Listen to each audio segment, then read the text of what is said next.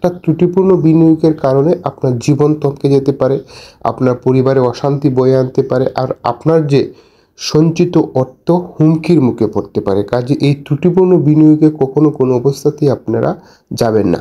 এখন আসি এই ত্রুটিপূর্ণ বিনিয়োগটা আমি বলতে কি বোঝাচ্ছি। ত্রুটিপূর্ণ বিনিয়োগ বলতে হচ্ছে যে আপনি অন্যের কথা ইনফ্লুয়েন্স হয়ে বিনিয়োগ করলেন। ধরেন আমি আপনাকে ইনভেস্টমেন্ট রিলেটেড, আমার এই চ্যানেলটাই হচ্ছে ইনভেস্টমেন্ট রিলেটেড ভিডিওগুলো করা।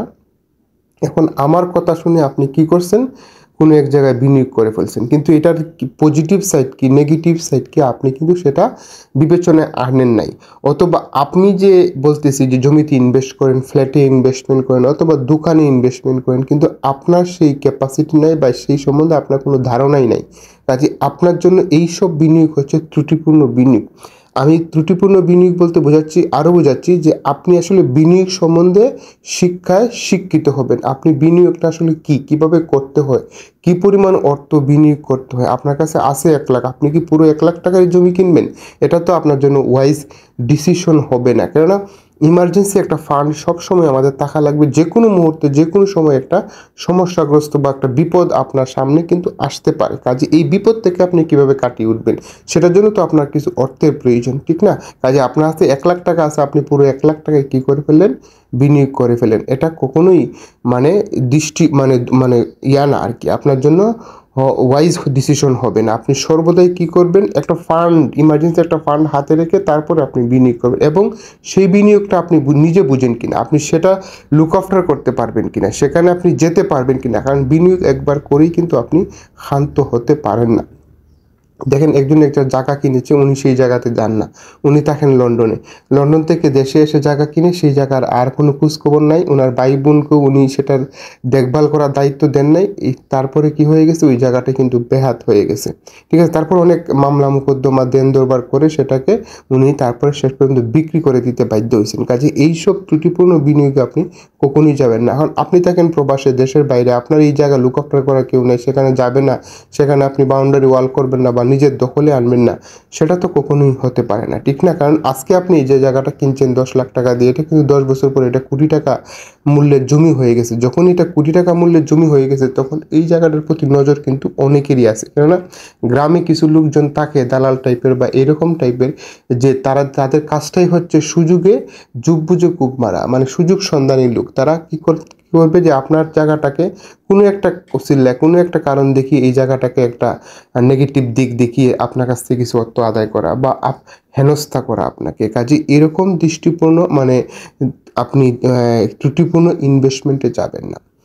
মুদ্রা কথায় আসেন যে আপনার হাতে কিছু টাকা আছে, আপনি এখন সেই টাকাটা কি করতে চাচ্ছেন, ইনভেস্ট করতে চাচ্ছেন। এখন দেখেন আসলে আপনি কোন সেক্টরেটা বুঝেন বা আপনি কোন সেক্টরে আছেন। মনে করেন আপনি জব করেন, জব রিলেটেড কোনো বিজনেসে বা কোনো প্রতিষ্ঠানে ইনভেস্ট করা যায় কিনা, তারা ট্রাস্টি কিনা, সেটা আপনি দেখতে পারেন। অথবা আপনি জায়গা জমি রিলেটেড ইনভেস্টমেন্ট করতে চাচ্ছেন, এটা আমরা বাপ দাদা বা আমাদের পূর্বপুরুষদের মুখ থেকে শুনে এসেছি যে আমাদের মানে ফ্রেন্ডস অ্যান্ড ফ্যামিলি অনেকেই ইনভেস্টমেন্ট করতেছে। হ্যাঁ, এটা ভালো করতেছে, এই যে শুনছেন, কিন্তু শোনার পরেই যেন ক্ষান্ত হবেন না। আপনি এটা নিয়ে গবেষণা করেন, রিসার্চ করেন। মানে এই যে আপনি ভিডিওটা দেখতেছেন, মানে কি আপনার এই রিলেটেড বা এইদিকে ইনভেস্টমেন্ট করার একটা আগ্রহ আছে, এই আগ্রহটাকে বাড়িয়ে তোলেন। আমার মতন আরও অনেক চ্যানেল আছে, সেগুলোকে আপনি লুক আফটার করেন, ঠিক আছে? সেগুলো আপনি দেখেন, আপনি একটা নলেজ অ্যাকোয়ার করেন, দেন আপনি একটা সামারি ক্রিয়েট করেন যে আসলে আমি এখন এবং এই মুহূর্তে ইনভেস্টমেন্ট করতে প্রস্তুত আছি। এখন এবং এই মুহূর্তে আমি কি ইনভেস্টমেন্ট করব, ইনভেস্টমেন্ট হবে সরাসরি নিজের উপর, যে আমি নিজেকে পরিপূর্ণভাবে জানবো। একটা জমি কেনা থেকে শুরু করে শেষ অবধি কী করতে হয়, নামজারি কিভাবে করতে হয়, নামজারির পরের ধাপগুলা কী, এই সমস্ত কিছু জানার পরে আপনি একটা সামারি দাঁড় করেন। তারপরে আপনি আস্তে আস্তে জায়গা দেখতে শুরু করেন, প্লট দেখেন, ঠিক আছে? এটা একদিনই হবে না, আপনি হুট করেই কোনো কিছু তাড়াহুড়া করলেই কিন্তু সেটাতে সমস্যাটা আসে। এটাই হচ্ছে মূল ফ্যাক্ট। আমরা কি করি, যে টাকা পয়সা আছে, আমারও অমুক ভাই কিনে ফেলছে, আমারও তার দেখা দেখি নিজে একটা জমির মালিক হব, এটা কি করব আমি দেখানোর জন্য আমি একটা জমি কিনে ফেলি। কিন্তু আপনার যে ত্রুটিপূর্ণ জমি কিনে ফেলতেছেন, তখন কি হবে, যে আপনার আশায় ঘুরে বালি। তখন কিন্তু আপনার যে একটা অদম্য একটা ইচ্ছা ছিল যে ইনভেস্টমেন্ট রিলেটেড করে আপনি আরও কিছু বাড়াবেন, আপনি অর্থনৈতিকভাবে সমৃদ্ধশালী হবেন, ঠিক আছে? আপনি একজন ল্যান্ডলর্ড হবেন, বা সেখানে আপনি একটা 5 তলা বা যাই হোক একটা বিল্ডিং বা ইনফ্রাস্ট্রাকচার দাঁড় করাবেন, তখন কিন্তু আপনার সমস্যায় পড়ে যান। যখন আপনি একটা ত্রুটিপূর্ণ একটা জায়গা কিনেন। কাজে এজন্যই হচ্ছে কি আমি সর্বদাই বলি যে আপনি কি করবেন, যে আপনি আগে যাচাই বাছাই করেন। আমাকে অনেক ভাই প্রশ্ন করেন যে ভাই অমুক হাউজিং কেমন হবে, অমুক প্রতিষ্ঠান কেমন হবে। এটা আমাকে জিজ্ঞেস করার কিছু না। আমি থাকি একটা সাইটে, আমি তো আর সারা বাংলাদেশের কোনো খবর রাখি না, ঠিক আছে না। সারা বাংলাদেশের প্রত্যেকটা দাগ খতিয়ান মৌজা সম্বন্ধে আমার কোনো আইডিয়া নাই, ঠিক আছে। হয়তো স্পেসিফিক একটা ধারণা আমার আছে, কিন্তু সেই সমস্ত ধারণা কিন্তু আমার নাই। কাজে আপনাকে যেতে হবে একজন প্রফেশনালের কাছে। আপনি একটা প্লট বা ফ্ল্যাট যেখানেই দেখেছেন পছন্দ হয়েছে, খুব ভালো কথা। আপনি কি করেন, সেই প্লট বা ফ্ল্যাটের কাগজপত্রগুলো নিয়ে একজন অ্যাডভোকেটকে দেখান, তাকে প্রয়োজনে ফি দেন, এখানে 8-10 হাজার টাকা খরচ করেন। এই খরচটা কিন্তু আপনাকে কি করবে, ওই যে 8-10 লাখ টাকা সেভ করে দিবে। অনেক বাইকে আমি দেখেছি যে মানে ওনারা মরিয়া, ওনার এই জায়গাটা পছন্দ হয়েছে, সর্বদিক দিয়ে মিলে গেছে ভাই, রাস্তার পাশে ভাই, এই মুহূর্তে এখানে উঠা যাবে, কারেন্ট গ্যাস সব কিছু আছে, দামও কম। কিন্তু আসলে কেন কম, এত ফেসিলিটি থাকার পরও কেন এই জায়গাটা আপনাকে কম দামে দিয়ে দিচ্ছে? যখনই কাগজ হাতে নিলাম তখনই বুঝতে পারলাম যে ভাই এই কাগজটা তো ঝামেলা লাগতেছে। উনি কাগজ দিতেই 3 মাস লাগাই ফেলছে। মানে কি, এই যে একটা ভদ্রলোক জায়গা বিক্রি করবেন এত এত কোটি টাকার বা লাখ টাকার জায়গা, ওনার জায়গা কাগজ দিতেই উনি কি করতে হিমশিম খাচ্ছেন। মানে কি, ওনার কাগজ আসলে ত্রুটিপূর্ণ, উনি আসলে সেই কাগজগুলা ম্যানেজ করতে পারতেছেন না বা বুঝাইতে পারতেছেন না। যার কারণে দেখা গেছে ওই আমি যখন দেখলাম কাগজটার সমস্যা, উনি বললেন না এই কাগজটা তুলি, দলিলটা তুলি। ওই দলিলটা তোলার পর দেখলাম ওই দলিলে আরও 2 দলিলের কাহিনী উল্লেখ করা, মানে ওরা ওই দলিল তুলতে হবে। ওরা আরও ওই দলিল তোলার পরে দেখলাম আরও 3টা দলিল বের হয়েছে। মানে এরকম করে দলিলের পর দলিল বের হচ্ছে, কিন্তু আসলে মূল জায়গাতে গিয়ে দেখা গেছে এটা সমস্যা। আসলে এটা তারা এইরকমই করছে যে দলিলের পর দলিল করে এই যে মানে জায়গাটা ত্রুটিপূর্ণ, সেইটাকে ত্রুটিটাকে ঢাকার জন্য একটার পর একটা দলিল সৃষ্টি করছে, যাতে বায়ার কি করে যে সবগুলা দলিল না তুলে একটা বা 2টা দলিল তুলেই তারা ক্ষান্ত হয়ে যায় আর তারা জায়গাটা কিনে ফেলে। এগুলো হচ্ছে ওদের একটা ফাঁদ। কাজে আপনি সেই ফাঁদে পা দিবেন কেন? আমার কথা হচ্ছে যে আপনার অল্প পরিমাণ টাকা আছে বা বেশি আছে, যাই আছে, আপনি অল্প একটু জায়গা কিনুন। আপনি কেন অনেক বেশি জায়গা কিনবেন, কেন অনেক বেশি টাকা এখানে ইনভেস্টমেন্ট করবেন? ইনভেস্টমেন্ট আপনাকে যদি করতেই হয় আস্তে আস্তে করেন, ঠিক না? যেমন আমরা যারা শেয়ার বাজারে বিজনেস করি বা ইনভেস্ট করি, তখন কি আপনি অল্প অল্প শেয়ার কিনে আগে দেখেন আসলে শেয়ারের দাম বাড়তেছে। হ্যাঁ, হুট করে দেখবেন আপনি কেনার আগে একটা দাম বেড়ে গেছে, এর মানে কি আপনারটা কেনার পরেই দাম বাড়বে, বেশিরভাগ তার নাও হতে পারে, ঠিক না? আর যখনই আপনি লুভে পড়ে যাবেন, লুভ আসলে খুবই একটা খারাপ জিনিস। মানে এটা আপনাকে ভয়ঙ্কর একটা জিনিস, যেটা আপনাকে ধ্বংস করে দিতে পারে। আপনি হিরোকে জিরো করে দিতে পারে শুধুমাত্র এই লোভ। কাজে এই অর্থনৈতিক লোভ থেকে আপনাকে মুক্তি থাকতে হবে। কারণ এই পৃথিবীতে যত বড় বড় স্ক্যান্ডাল, যত বড় বড় সমস্যা তৈরি হয়েছে, মানে ঝগড়া বিবাদ যাই বলেন তৈরি হয়েছে, সেটা কিন্তু সব অর্থ থেকেই, অর্থকে কেন্দ্র করেই তৈরি হয়েছে, ঠিক আছে। আমি যখন অনেকগুলো বই পড়ি এই রিলেটেড, ফাইন্যান্স রিলেটেড যে বইগুলো পড়েছি, আমি সেগুলো থেকে দেখেছি যে আপনাকে পৃথিবীর অনেক মানুষ আপনাকে দেখাবে যে ভাই আমার ব্যবসায় ইনভেস্ট করেন, আমার ব্যবসায় ইনভেস্ট করলে আপনাকে 30% দিব। আসলে এটা কতটুকু যুক্তিযুক্ত আপনি স্বাভাবিক দৃষ্টিতে চিন্তা করে দেখেন তো।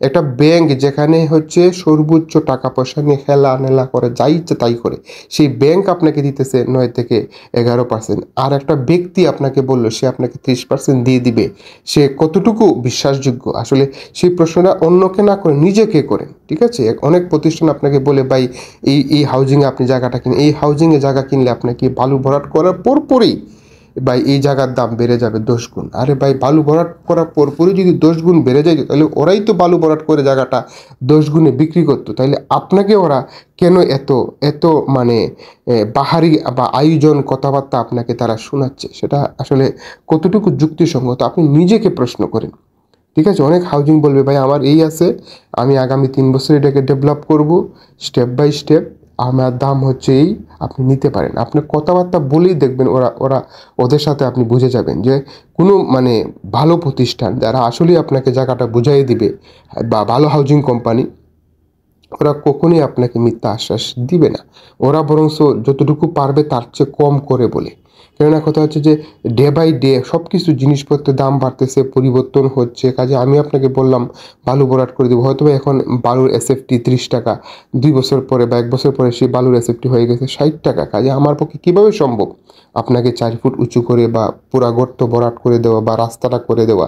এরকম অসংখ্য প্রবলেম আপনাকে ফেস করতে হবে, ঠিক আছে। স্যাক্রিফাইস করেই আপনাকে এগিয়ে যেতে হবে। এর চেয়ে সবচেয়ে ভালো হয় যে আপনি আপনার গ্রামে ইনভেস্টমেন্ট করেন। অনেকেই গ্রামে ইনভেস্টমেন্ট করতে ভয় পান, ঠিক আছে, এটা হচ্ছে যে আসলে আপনি যদি শহর কেন্দ্রিক, আপনার লাইফটি যদি পুরোপুরি শহর কেন্দ্রিক হয়ে থাকে সেটা হচ্ছে ভিন্ন কথা। কিন্তু আপনারা যদি মনে করেন গ্রামে যাওয়া আসা আছে বা গ্রাম রিলেটেড বা অনেক এখন অসংখ্য উদ্যোগ গড়ে উঠতেছে, দেখবেন অসংখ্য বড় বড় ব্যবসায়ী, মন্ত্রী, আমলা, তারাও কিন্তু এই যে কৃষির দিকে ঝুঁকতেছেন। তাদের কৃষি খামার আছে, তাদের হচ্ছে গরুর ফার্ম আছে, মাছের পুকুর আছে, ঠিক আছে, হাঁস মুরগি লালন পালনের প্রকল্প আছে।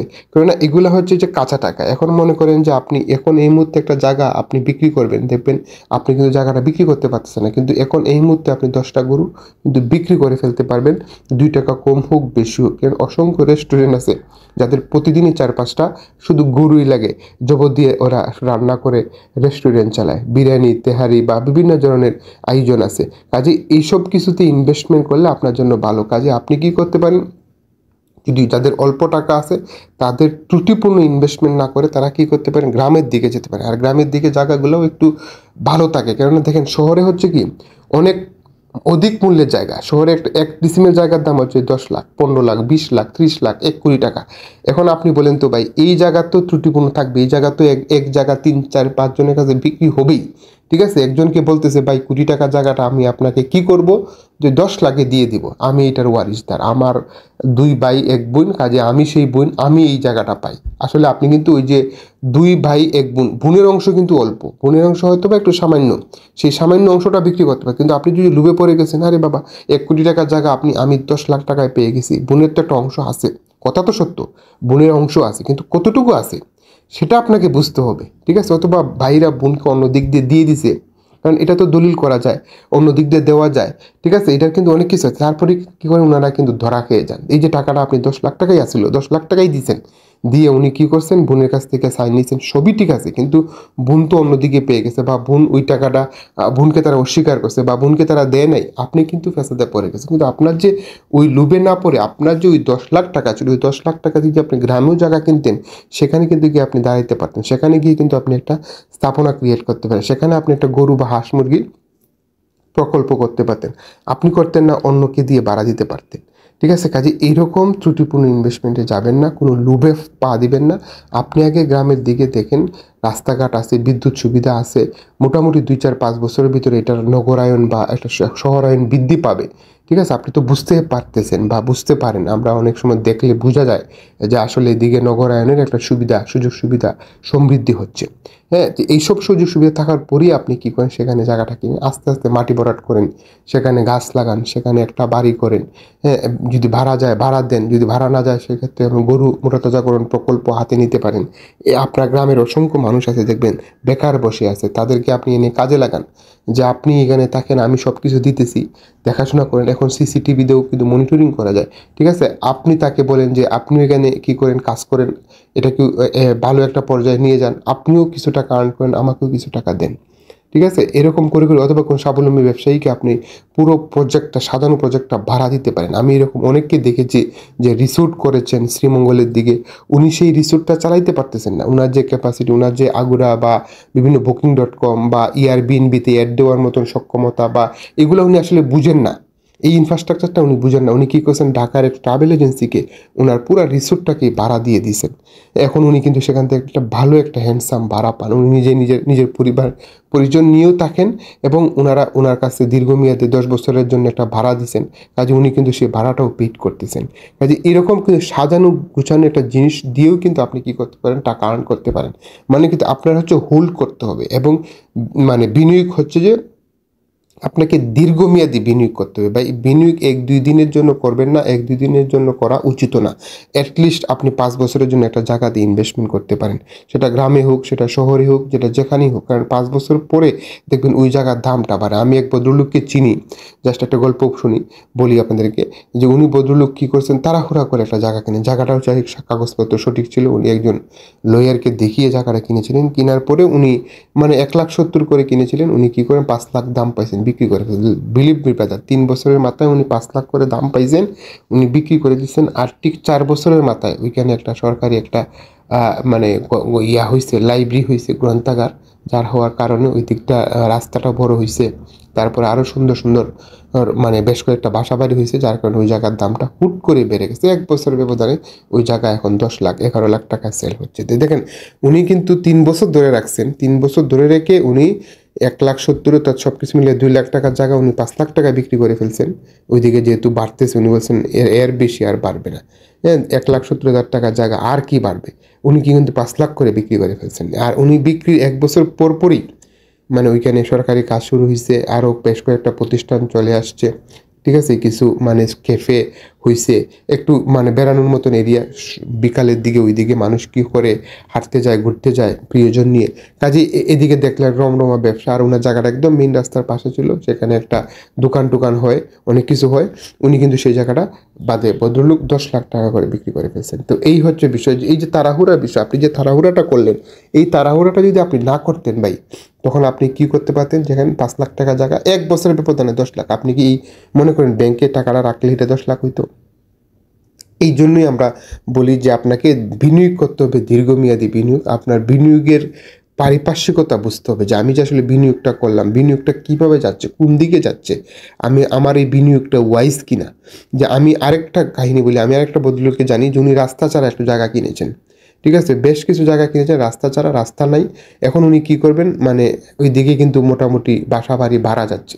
তো উনি হাঁটার মতন একটা রাস্তা, মানে প্রায় 2 ফুট জাস্ট হাঁটা যায় এরকম একটা রাস্তা উনি একজনের কাছ থেকে মানে কিনেছেন। তো বেশ কিছু টাকা দিয়ে কিনে উনি কি করছেন, উনি রাস্তা কেনার আগেই কিন্তু উনি কি করে ফেলছেন, যে ওইখানে টিন শেড ঘর করে ফেলছেন। টিন শেড ঘর করে এখন উনি ভাড়া দিবেন, ভাড়াও যায়, কিন্তু রাস্তা তো নাই। এই রাস্তার জন্য ওই চেয়ারম্যানকে ধরে, মেম্বারকে ধরে, আরও কিছু এলাকার মানুষকে ধরে প্রায় 200 ফুট, 200 ফুট জায়গা উনি 2 ফুট করে 200 ফুট জায়গা কী করেছেন অনেকের কাছ থেকে কিনে, কেউ আবার দিছে যে উনি ওনারও ওনার জায়গার পরে আরও জায়গা আছে, সেই জায়গায় উনিও যাতায়াত করবে। কাজে এই মাপে উনারা কী করেন, একটা মধ্যস্থতা করে নিজেদের মধ্যে একটা সমঝোতা করে উনি কিন্তু রাস্তা করে ফেলেছেন। তারপরে উনি কী করেছেন, যে এখন ভাড়া দিয়ে এখান থেকে ওনার প্রায় 60-70 হাজার টাকা এভরি মান্থ ভাড়া আসে। আপনি চিন্তা করতে পারবেন না, কিন্তু উনি জায়গাটা যখন কিনছিলেন একদম নামমাত্র মূল্যে 33,000 টাকা প্লাস ডিসিমেল জায়গা কিনেছিলেন, একদম শহরের কাছাকাছি আর কি, কিন্তু রাস্তা ছিল না, ঠিক আছে। এই দেখেন একটা ওয়াইজ, উনি কিন্তু ভবিষ্যৎ বুঝতে পারছিলেন যে এদিকে টুডেও টুমুরু কী হবে, যে শহর নগরায়ন বৃদ্ধি পাবে। কাজে আমি জায়গাটা কিনে রাখি, রাস্তা না হোক, রাস্তা এক সময় না এক সময় রাস্তা হবে। যেহেতু বাসাবাড়ি হচ্ছে, সেহেতু কেউ না কেউ রাস্তা দিবে, হয়তো 2 টাকা একটু বেশি যাবে, কিন্তু উনি যদি এই রাস্তা যে কিনেছেন, রাস্তা কিনা বাবদ ওনার 2 লাখ টাকা খরচ হয়েছে, ওই যে 2 ফুট করে রাস্তা, জাস্ট হাঁটার রাস্তাটা, ঠিক আছে, হাঁটার রাস্তাটা। কারণ কলোনি কামে মানুষ থাকবে কম, মানে যাদের হচ্ছে ইনকাম কম, ঠিক আছে, middle class family, lower class family, তারা থাকতেছে সেখানে। কাজে ওরা তো আসলে গাড়ি টাড়ি নাই, ঠিক আছে, সর্বোচ্চ মোটর সাইকেল থাকতে পারে বা একটা সিএনজি ঢুকতে পারে, তাই ওইদিকে কিন্তু আর সিএনজিও ঢুকে না। তো হাঁটার রাস্তা দিয়েই উনি কিন্তু 60-70 হাজার টাকা এভরি মান্থ কী করতেছেন, মানে আর্ন করতেছেন। দেখেন এই যে বুদ্ধি, এই যে বুঝার যে একটা ক্যাপাসিটি, আপনার কিন্তু সেই ভবিষ্যৎ প্রিডিক্ট করার সক্ষমতা আপনাকে থাকতে হবে। ওনার আসলে বিদায় উনি কিন্তু সেখানে প্রায় 23 ডিসিমেল জায়গা, চিন্তা করতে পারছেন, 23 ডিসিমেল জায়গা অনেক বড় একটা কলোনি হয়েছে। প্রায় 20-22টা ঘর উনি করে দিয়েছেন, প্রত্যেকটা ঘর থেকে উনি প্রায় 3,000 করে ভাড়া নিচ্ছেন, ঠিক আছে। আলাদা গ্যাস বিল, কারেন্ট বিল, মানে গ্যাস কারেন্ট এগুলো তাদের, গ্যাস তো নাই, সিলিন্ডার, তো যাই হোক কারেন্ট বিল তাদের। তো এই হচ্ছে অবস্থা, যে এইভাবে আপনাকে বুঝতে হবে যে ভাই আসলে আমি ইনভেস্টমেন্ট করতে চাচ্ছি। আপনাকে মাঠে নামতে হবে, ফিল্ডে যেতে হবে। শুধুমাত্র ওই যে মানে ভিডিও দেখে নলেজ একোয়ার করলেই শুধু হবে না, আপনাকে ফিল্ডে যখন যাবে, কে কারা ইনভেস্টমেন্ট করতেছে, কীভাবে ইনভেস্টমেন্ট করতেছে, আমি তো এই কথাগুলো কিন্তু ফিল্ড থেকেই আপনাকে নিয়ে এসে আমি আপনাকে জানাচ্ছি। কাজে আপনারও উচিত সেই ফিল্ডে যাওয়া। হ্যাঁ, তারা কি প্রবলেম ফেস করেছেন। উনি যেমন দেখেন 7 বছর উনি জায়গাটাকে শুধু হোল্ড করেছেন, চিন্তা করতে পারছেন, 7টা বছর উনি ট্রাই করেছেন রাস্তার জন্য। 1 দিন 2 দিন 3 দিন মানুষের কাছে গেছেন, দাঁড়িয়ে গেছেন, কিন্তু একটা সময় গিয়ে কিন্তু উনি সার্থক হয়েছেন, সফল হয়েছেন। তখনই দেখেন ওনার কাছে, ওনার গল্প করতে মজা, উনি খুব মানে কি বলবো, মন ভরে মানুষকে বলেন যে আসলে ভাই জায়গা কিনলে ক্ষতি নেই, আপনি জায়গা কিনেন, রাস্তা আছে কি নাই সেটা পরে দেখবেন। কারণ রাস্তা নাই দেখেই তো আপনি কম দামে পাইছেন, কারণ রাস্তা আছে যাদের, তারা তো 5 লাখ 6 লাখ করে ডিসিমেল বিক্রি করছে। এখন ওনার রাস্তা নাই দেখেই তো উনি আমাকে 33,000 করে ডিসিমেল দিচ্ছেন। উনি যদি রাস্তা থাকতো তাহলে কি দামে কি উনি দিতেন না। কাজেই এটাই আপনাকে বুঝতে হবে, এটাই হচ্ছে যে বিনিয়োগের সমস্ত মানে মূল ফান্ডাটা আমি আপনাদেরকে আজকে আসলে বললাম। কাজে ত্রুটিপূর্ণ ইনভেস্টমেন্টে যাবেন না, হুটহাট করে ইনভেস্টমেন্ট করবেন না, ধীরে স্থিরে ইনভেস্টমেন্ট করেন, আগে নিজের সাথে গবেষণা করেন যে আসলে আমি কোন দিকে ফিট, কোন এরিয়াটা আমার ইন্টারেস্ট আছে, কোন দিকে গেলে আমি ইনভেস্টমেন্ট করব। অনেকের জায়গাতে ইনভেস্টমেন্ট আছে, অনেকের জায়গাতে ইনভেস্টমেন্ট, অনেকে হচ্ছেন বিজনেস করেন, ছোটো ছোটো স্কুল দিয়ে উনি বিজনেস করতেছেন, কেউ ছোটো ছোটো মানে খামার দিয়ে নার্সারি করে। এক ভদ্রলোকের আমি জানি 6টা নার্সারি আছে, উনি প্রতিটা নার্সারি থেকে per month on an average 1 lakh করে ইনকাম করেন। তাহলে 6 লাখ টাকা ওনার কিন্তু নার্সারি থেকে আসতেছে, শুধু জায়গা ভাড়া নিয়ে। উনি কিন্তু জায়গাও কিনেন না, কিছুই করেন না, শুধু জায়গা ভাড়া নেন। হয়তো বা খালি জায়গা আছে, উনি মাটি টাটি ভরাট করেন, সেটাও অ্যাডভান্স থেকে কাটা যায়, মাসিক ভাড়া থেকে কাটা যায়। তারপর উনি এখানে নার্সারি করে অফিসে কী করেন, যে ডেকোরেশনের কাজ করে উনি মাসে 6 লাখ টাকা আর্ন করেন। ঠিক আছে, এবং তারপরে সেই টাকা উনি অন্যদিকে ইনভেস্টমেন্ট করেন। তো এটাই হচ্ছে কথা, যে আপনাকে আসলে ইনভেস্টমেন্টটা জানতে হবে, জানার পরেই আপনাকে মানে মাঠে নামতে হবে। ধন্যবাদ সবাইকে, আসসালামু আলাইকুম।